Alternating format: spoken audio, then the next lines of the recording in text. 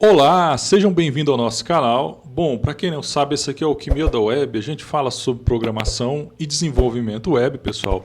Eu tinha prometido isso já há algum tempo, né, para o canal aí, para os inscritos aí que gostam de Flutter. E nesse vídeo a gente vai iniciar a nossa primeira aula do curso básico de Flutter, tá, pessoal? Esse curso é direcionado para quem está iniciando em Flutter e quer conhecer desde o início como que funciona. Então é muito importante e essencial para quem quer começar a aprender. Hoje a gente vai falar aí sobre os fundamentos da programação, né? O início ali é bem um resumo ali do que a gente realmente precisa, tá? Sem ficar rodeando muito, e também explicar como que o Flutter inicia o processo dele ali. Então esse curso, pessoal, você vai precisar de ter já no seu Ubuntu, tá? Ou Mac, o Flutter instalado e funcionando, tá? Eu já tenho 2 vídeos sobre isso no canal. Vou deixar esses 2 vídeos aqui abaixo, como que você monta o Flutter no seu Ubuntu, no seu Linux, né? E também para quem usa Mac aí, no seu Mac aí. Para quem não está inscrito no nosso canal, pessoal, se inscreva aqui, ó, e dê um like também, tá? Eu quero que você comenta. Eu quero saber aí se vocês estão gostando aí do nosso conteúdo e do que vocês precisam aprender aí no futuro, né? Muito importante, o que você tá querendo ouvir de mim aí, né? Qual tipo de conteúdo? Se o meu conteúdo tá bom, se não tá, né? Vamos lá então? A gente vai falar agora como funciona o processo de construir um aplicativo em Flutter desde o início. Bom, estamos aqui com o nosso arquivo main.dart. Esse é o arquivo principal da aplicação, vamos se dizer. Está dentro da pasta lib. E esse arquivo, ele tem aqui um método chamado main, tá? E ele tem aqui, ó, ele tem esse run app, tá? E dentro do run app a gente passa, tá, uma classe, tá, pessoal?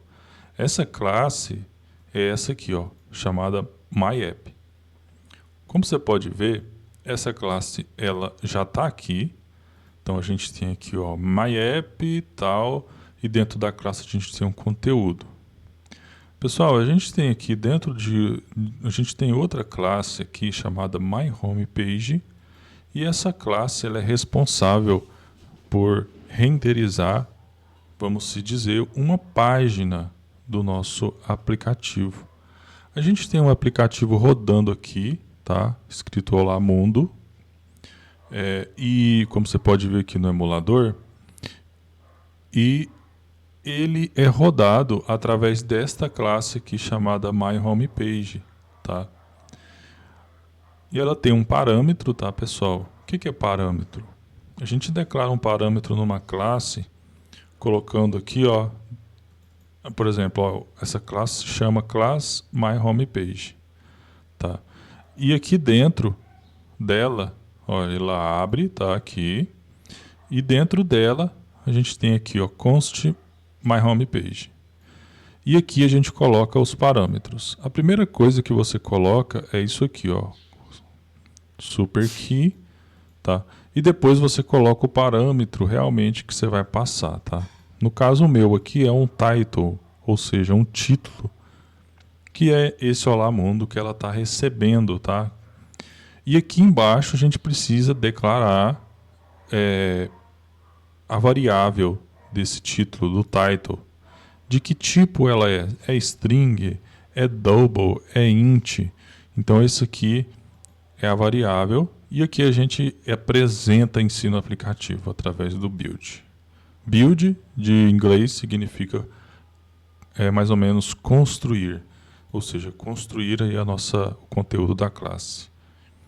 Agora, pessoal, eu quero mostrar para vocês aqui, ó, como que dentro da myApp ela faz isso, tá? Apresenta e chama esse myHomepage. Pessoal, a gente tem uma classe aqui, ó, do myApp que tem o build também de construir, tá? E a principal classe que a gente chama aqui dentro, tá, da myApp é o material app, tá? Esse material app, pessoal, é como se fosse um layout, tá? que toda classe, que todo aplicativo Flutter precisa usar. Mas você usa ele realmente, geralmente só uma vez, tá? Quando você chama tudo. Então aqui eu estou chamando o material app, dou um título, eu coloco um tema, tá? E aqui no home, ou seja, na parte inicial do meu aplicativo, eu vou chamar, tá, a classe realmente que apresenta todo o conteúdo, que é a My Home Page, como eu falei para vocês, tá?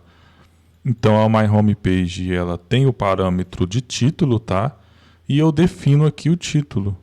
No caso é uma string, tá? String é um texto, né? E ele apresenta ali o Olá Mundo.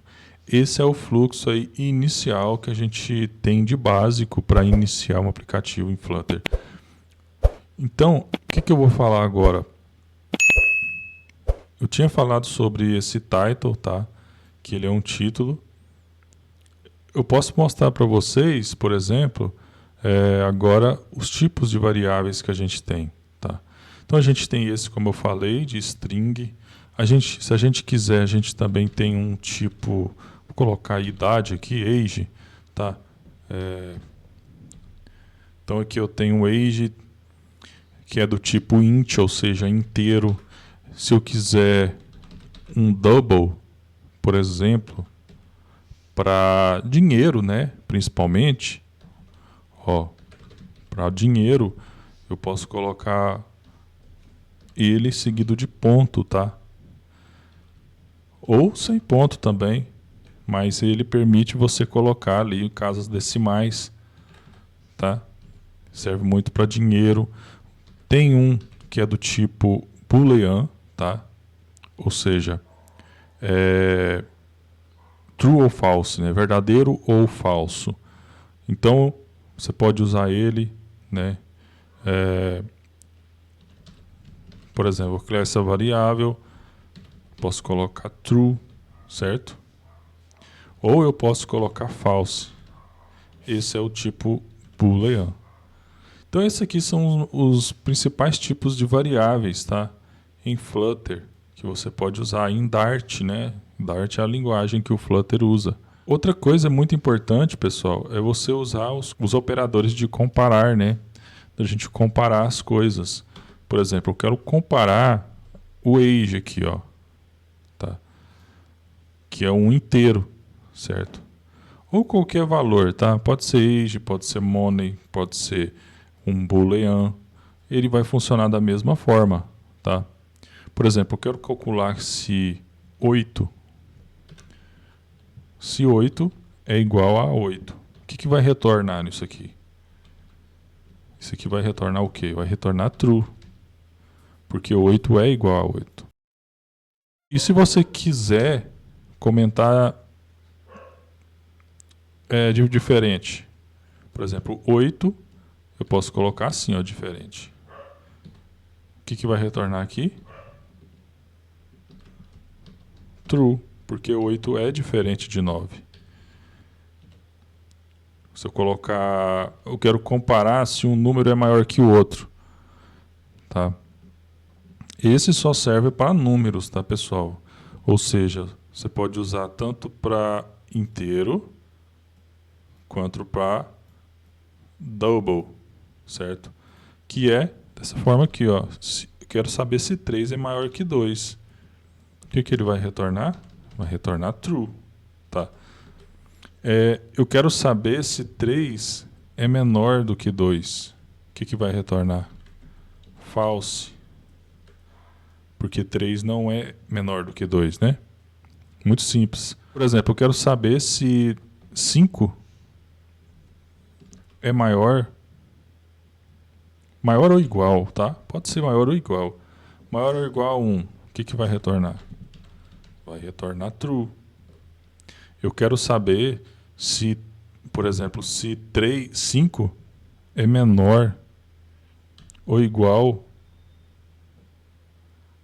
a 5. O que vai retornar? True também. Porque aqui a gente está falando se ele é menor ou igual, tá? Ele vai retornar true também. A gente tem outros operadores, vou até colocar aqui. A gente tem também, pessoal, operadores de matemática, tá? Bem simples.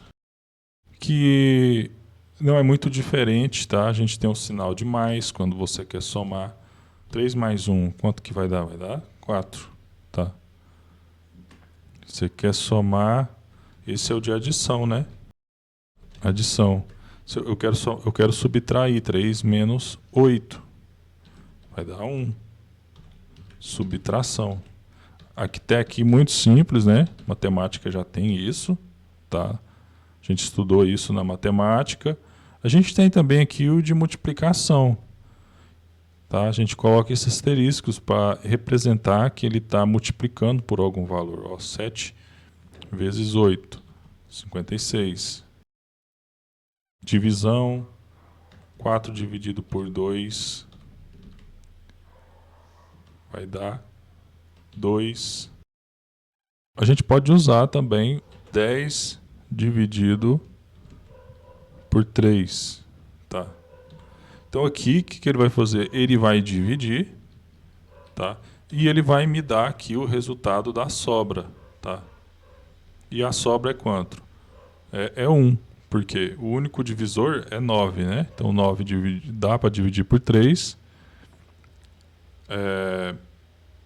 E a sobra ali, ele sobra 1, no caso, né? Se você for fazer uma continha em matemática, essa sobra é exatamente o que vai dar. Então esse aqui é o de sobra, pessoal. A gente tem os operadores lógicos, tá, pessoal? Para você entender melhor, é quando a gente faz dois tipos de comparação. Por exemplo, eu quero comparar se algo é verdadeiro e uma outra coisa é verdadeira também. Ou eu quero comparar se uma coisa é verdadeira e a outra é falsa, ou falso. Tá? Então é para a gente usar mais ou menos em comparações diferentes. Tá?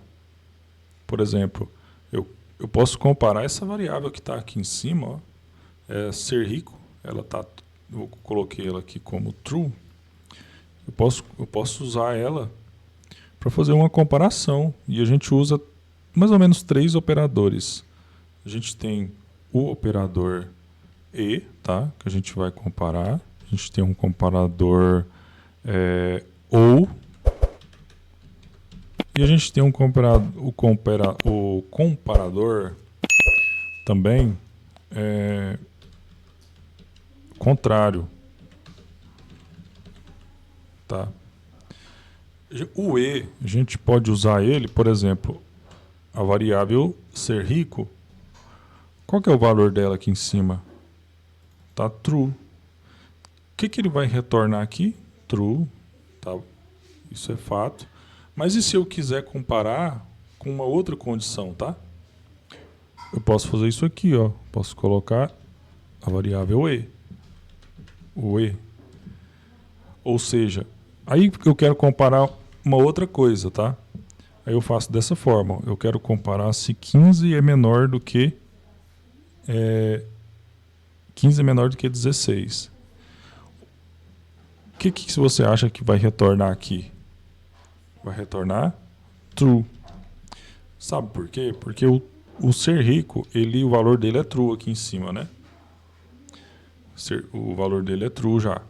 Então aqui ele vai ser true e eu preciso de uma outra condição obedecer, tá? Ou seja, se 15 é menor do que 16, vai obedecer, vai dar true. Então, nesse caso, o resultado final das duas vai ser true, porque ele obedeceu essa e obedeceu essa. True e true, tá? Só que a gente não usa E aqui na programação, tá? A gente usa esse sinalzinho aqui, ó. Tá? Para você, ele representa que você está comparando duas coisas através do E, tá? Mas e se eu quiser o contrário? O ser rico, tá? O que é o contrário de ser rico? É false, porque ele está true lá em cima, né? O que eu posso fazer? Posso colocar um sinal aqui nele de exclamação para representar que ele está sendo o contrário. Aí eu coloco o E, tá? E eu coloco isso aqui, ó. O que vai retornar aqui, pessoal? Vai retornar false. Sabe por quê? O ser rico ele é true, ele não é false. Aqui ele precisa retornar false. Ou seja, ele precisa retornar o contrário desse cara aqui, ó, que é true. Mas ele não vai retornar. Então aqui vai ser false e aqui vai ser verdadeiro. Então ele obedeceu só uma. Ele só obedeceu essa aqui, ó, que vai dar true. Mas essa aqui deu false, ele não vai obedecer. Então não obedeceu as duas. Quando você coloca o sinal de E, ele precisa obedecer as duas condições. Nesse caso ele não obedeceu, então retorna false. O operador de OU, pessoal, a gente pode usar dessa forma aqui, ó, ser rico ou 15 for menor do que 16. O que vai retornar aqui? Vai retornar true. Porque o ser rico, ele é verdadeiro. Ele é true aqui em cima, né? Então ele vai retornar true. E esse cara aqui, ó, é true. Por quê? Porque o 15 ele é menor do que 16 mesmo. Então, as duas condições é true. Agora, e se eu fizer assim, ó? Colocar um ponto de exclamação. Lembra que o ponto de exclamação vai falar o seguinte, ó. O ser rico, ele precisa ser false. Porque o true aqui, ó, o ser rico está true, está verdadeiro. Ou seja, o ser rico precisa ser false ou o 15 for menor do que 16. Aqui deu true e aqui deu false, certo? O que vai retornar? True. Sabe por quê? Porque ele não é como esse operador de E aqui, ó. O operador de E, pessoal, ele precisa ser obrigado a obedecer as duas condições, certo? Mas o operador de OU não. O operador de OU, a gente precisa obedecer qualquer uma das duas. No caso aqui, ele obedeceu essa, então, por isso que ele retorna true. Porque essa aqui está false. Tá? Lembrando, está false porque eu coloquei o ponto de exclamação. Porque o valor dela mesmo, o valor da variável ser rico é true. Mas como eu coloquei o ponto de exclamação, ele está precisando obedecer que seja false. E ela não é false. Tá? Então aqui vai dar false. Mas aqui deu true. Resultado final, true. Para fechar isso aqui, pessoal, o OU a gente não usa dessa forma, tá?